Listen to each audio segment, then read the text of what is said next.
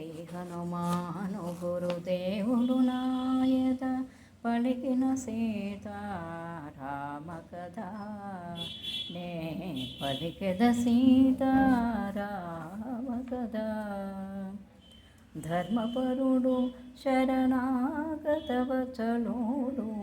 నిశ్చలమైన సంకల్పము గలవాడు అగు పురుషుడెవడు అడిగే వాల్మీకి కోకిల నారద మహాముని తెలిపే సంక్షిప్త రామాయణమును విని తపశీలుడు వేదాధ్యయన నిరతుడు వాక్చతుర్యములలో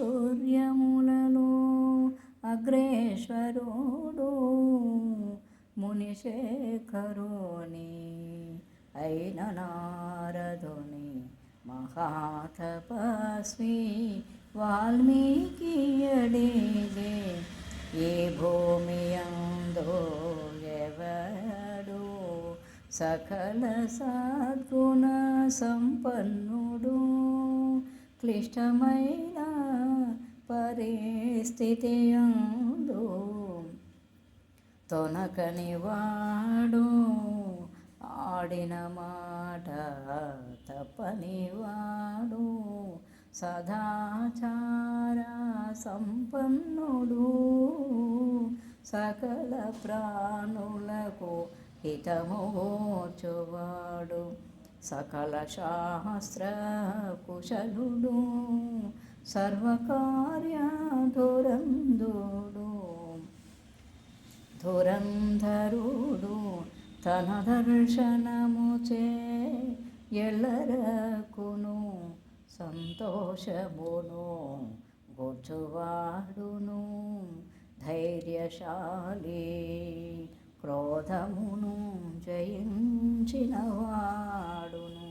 శ్రీ హనుమాను గురుదేవులు నాయద పలికిన సీతారామ కథ నే పలికిన సీతారామ కథ. శోభలతో విలసిల్లువాడును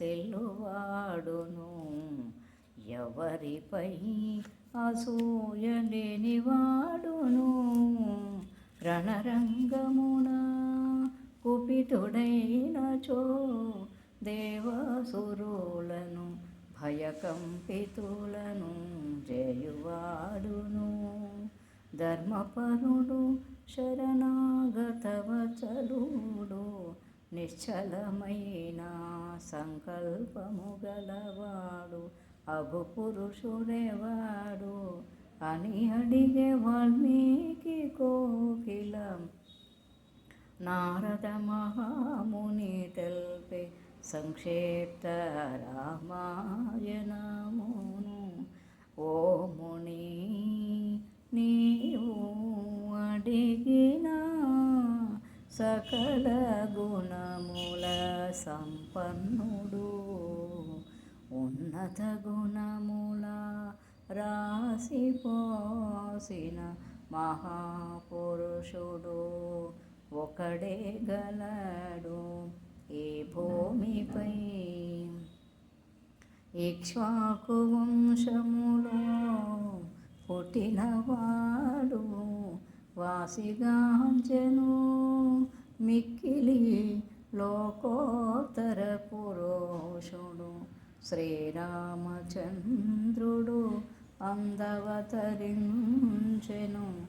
ఎంతగానో జగత్ప్రసిద్ధుడాయెను గొప్ప పరాక్రమవంతుడాయెను మనోనిగ్రహము కలవాడాయెను మహాతేజస్వి ధైర్యశాలియును.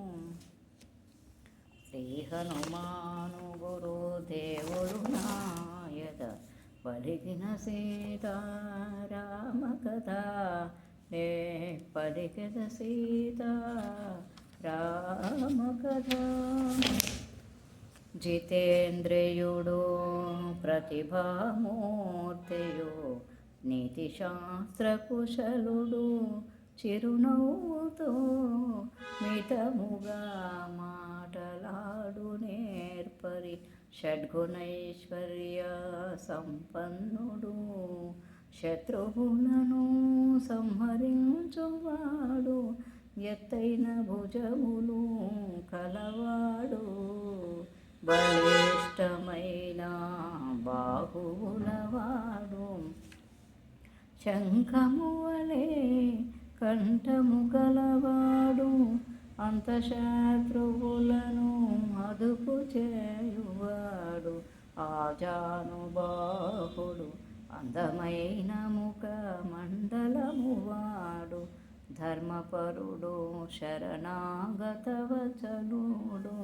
నిశ్చలమైన సంకల్పము గలవాడు అగు పురుషుడెవడు అని అడిగి వాల్మీకి కోకిలం నారద మహాముని తెల్పే సంక్షిప్త రామాయణమును గని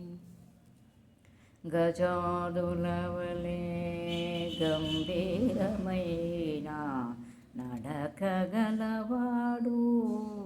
శ్రీరాముడు